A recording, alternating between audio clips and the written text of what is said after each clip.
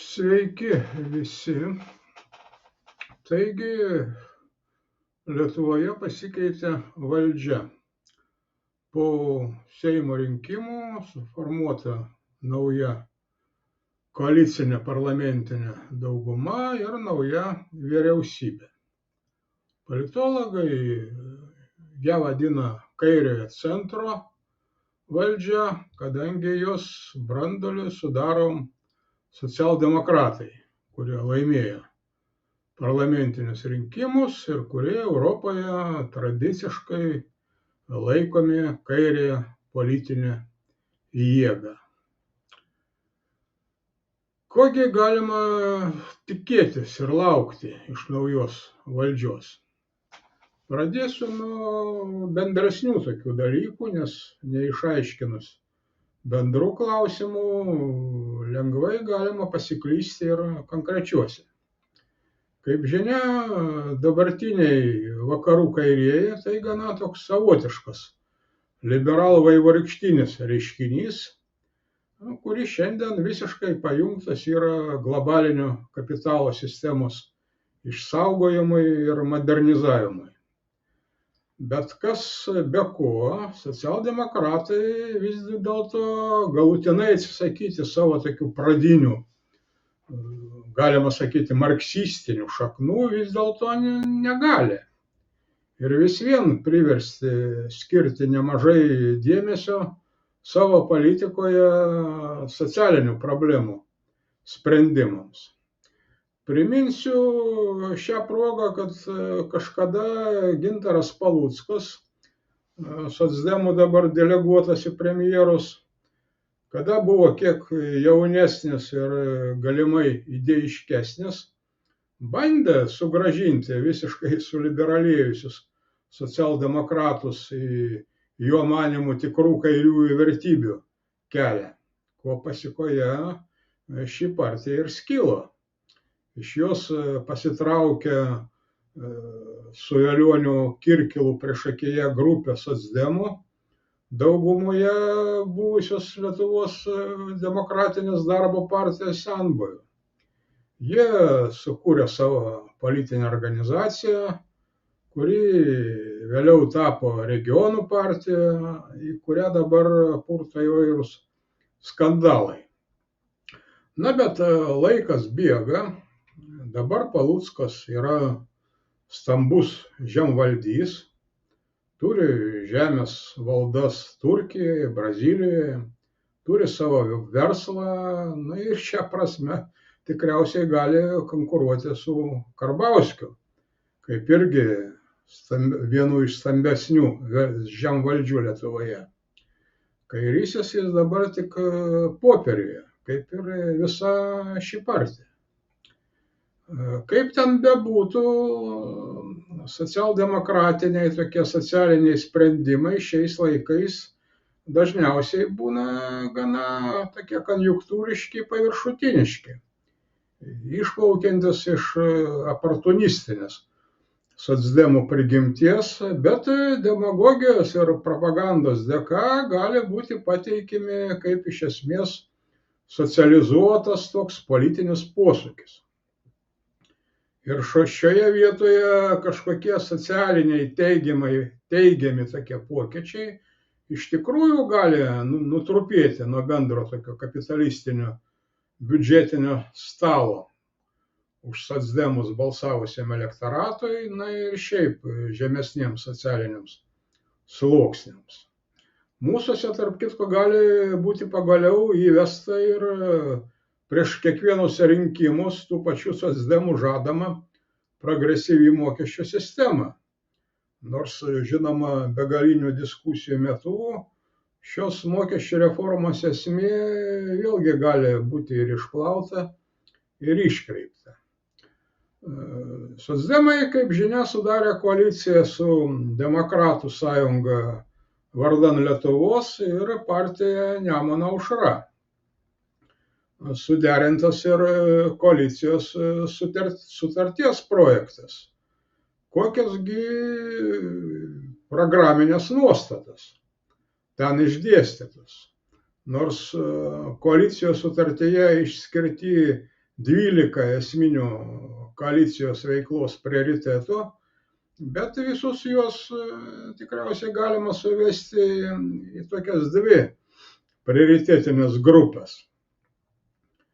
Pirmasis ir svarbiausias veiklos prioritetas, galima sakyti, prioritetų prioritetas, tai gynyba. Tai jos finansavimas, NATO stiprinimas, gynybos pramonės vystymasis, vokiečių brigados sklandus dislokavimas, bei Ukrainos pergalė kare su Rusija. Štai toks prioritetas. Kaip sakoma, ką čia ir bepridėsi. Visiškas tęstinumas su konservatorių vykdytų militaristiniu, tokiu avantiūristiniu politiniu kursu. Antra prioritetų grupė tai vidaus reikalai. Ir tarp jų pirmiausia socialiniai tokie ekonominiai dalykai. Konkrečiai tai ekonominiai ir šeimos politika, kitos viešojo gyvenimo sritys. Atrodo, kad įdomių pokyčių galima laukti sveikatos apsaugos ir švietimo srityje. Čia žadama stabdyti konservatorių pradėtas ir nepopuliarias labai reformas. Taip pat žadama pažaboti kainų poveikį žmonių gyvenimo, didinant jų pajamas. Žadama taip pat užtikrinti viešojo ir privataus sektoriaus atlyginimų augimą, mažinti skurdą ir pajamų nelygybę, stiprinti socialinį dialogą, skatinti socialinius partnerius susitarti dėl deramo minimalaus darbo užmokesčio dydžio, spartinti pensijų indeksavimą, siekti atstatyti pensijų dydžio priklausomybę nuo turimo darbo stažo ir taip toliau. Žadama net koreguoti darbo kodeksą, siekiant geresnės darbuotojų teisių saugos ir sveikatos apsaugos. Šioje vietoje vėlgi priminsiu, kad būtent socialdemokratų vyriausybė 2015 metais ir buvo darbo kodekso liberalizavimo iniciatoriai. Faktiškai tuo pačiu įteisindami darbinę baudžiavą Lietuvoje. Dabar štai toks pasiūlymas. Ką tai reiškia? Ar savo klaidų pripažinimas pagal nutylėjimą, ar tiesiog įprastas socdemų, kaip dėja ir konservatorių bei kitų partijų veidmainiškas toks pažadas. Išvis nauja koalicija prado savo kadenciją, žinoma, ne itin gražiai. Aš turiu omenyje čia į socdemų priešrinkiminius pažadus dėl Blinkevičiūtės premjeravimo ar nesudarėma jokių būdų koalicija su Nemuno aušra, kurių po rinkimų tuoj pat buvo atsisakyta. Kalbant apie koalicijas, jos pradžios formavimąsi, čia dar prisideda, žinoma, ir Skvernelio gudravimai, bei Žemaitaičio vingiavimai ir laviravimai, kurie atrodo ne itin garbingai. Beje, Žemaitaičio partijos pakvietimas į valdžią sukėlė didžiulį erzelyną tokių užkietėjusių konservatoriškų sistemininkų tarpe. Ir tai galima, žinoma, vertinti kaip kol kas tokį vienintelį teigiamą naujos koalicijos poveikį. Vienu žodžiu, ciniškas toks veidmainavimas bei rinkėjų apgaulė jau senokai tapo mūsų politikos kasdienybė, kuri jau tampa ant tiek banali, kad prie jos priprantama kaip prie klimato kaitos. Deja, iš sukilusio tokio erzelyno ir kritikos iš politinių sunkiasvorių, net tame tarpe Landsbergio, Grybauskaitės, net Nausėdos, specifikos galima daryti išvadą ir apie tolimesnius pozicijos ir taip vadinamas opozicijos politinius karus, kaip jie klostysis. Konservatoriai tikriausiai, kaip visada, pradės kaltinti valdžią pataikavimu Kremliui ir europinių vertybių išdavimu, o socdemai, kaip visada, mūšis į krūtinę ir realiais darbais, kaip sakoma, įrodinės, kad jie šventesni už Romos popiežių ir dar didesni europiečiai bei globaliniai patriotai nei patys konservatoriai. Ir kaip rodo naujausia istorija, oficioziniai socialdemokratai visada linksta į ten, kur juos stumia konservatoriai. Jie niekada neturėjo stuburo ir mūsų taip vadinami kairieji visada linksta į dešinę. Na, bet visgi objektyviai taip vertinant galima teigti, kad vidaus politikos srityje naujos valdžios, bent jau ketinimai yra pakankamai geri. Deja, po kurio laiko gali žinoma išaiškėti, kad daugumos šių ketinimų realizavimas buvo iš pat pradžių neįmanomas arba pasidarė toks kadencijos eigoje. Kodėlgi? Svarbiausia priežastis, mano galva, tai užsienio ir vidaus politikos sąveika ir tarpusavio ryšys.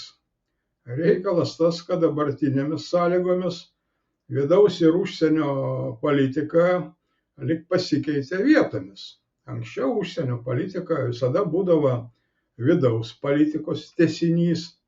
Dabartinėmis sąlygomis, kai egzistuoja įvairūs geopolitiniai blokai, įvairūs susivienijimai ir sąjungas, kai auga globalinė tokia konfrontacija ir taip toliau, atvirkščiai, vidaus politika tai užsienio politikos tęsinys. Šiandien puikiai matosi, kaip iš išorės spaudžiamas net pats valdančiosios koalicijos sudarimas, ką jau bekalbėti apie jo tolimesnę vidaus politiką. Taigi aišku, kad nepakeitus užsienio politikos neįmanoma iš esmės pakeisti ir vidaus. Ir ką populistiniais tikslais bekalbėtų mūsų politikai, bet kažkokie kosmetiniai pokyčiai nieko iš esmės nepakeis. Užsienio naujos valdžios politika, kaip jau buvo konstatuota, tai visiškai nesikeičia. Ryšium su Trumpu išrinkimu JAV prezidentu gal pasikeis šiek tiek politinė retorika. Socialdemokratai iš vis nėra tokių aštrių ir provokuojančių frazių mėgėjai. Teisingumo dėlei reikia pripažinti, kad jie gabesni ir daugiau patyrę diplomatai nei konservatoriai. Buvo jau iš naujos valdžios užuominų, kad Kinijos atžvilgiu bus siekiama kažką atstatyti po konservatoriško akibrokšto šios šalies atžvilgiu. Bet dabar išrinkus naują JAV prezidentą, žinant jo nusistatymą Kinijos problematikos atžvilgiu, problemiškas tampa ir šis ketinimas. Pasikeitė šeimininkas, turime omeny JAV prezidentą naują, tai ir vasalo pozicija turi prisitaikyti prie jo kaprizų. Dar yra, žinoma, maža viltis, kad dėl santykių su Baltarusija gali prasidės kokios nors nedrąsios diskusijos. Bet ir tai ne faktas. Apie santykius su Rusija aš jau net nekalbu. Rusofobija tai dabartinės valstybinės sistemos toks politinis ideologinis fundamentas, kuris egzistuos, kol egzistuoja pati ši sistema. o ji išlieka be jokių pokyčių. Koalicinėje sutartyje visiškai nekalbama apie demokratijos apribojimus sutramdymą, apie žodžio informacijos laisvių atstatymą, apie žmogaus teisių užtikrinimą. Visiškai nėra net jokių užuominų apie politinių oponentų persekiojimą, panaikinimą, politinių teisminių procesų nutraukimą bei politinių kalinių išlaisvinimą. Čia mūsų socialdemokratai jokie demokratai, kaip ir jų deja demokratiški koaliciniai partneriai. Na, išvis kokių tik tų demokratų nėra Seime ir išvis politikoje, gyvenime demokratijos vis mažiau ir mažiau. Taigi, kaip sakoma, galima tikėti šiek tiek geresniais laikais, bet reikia ruoštis blogesniems.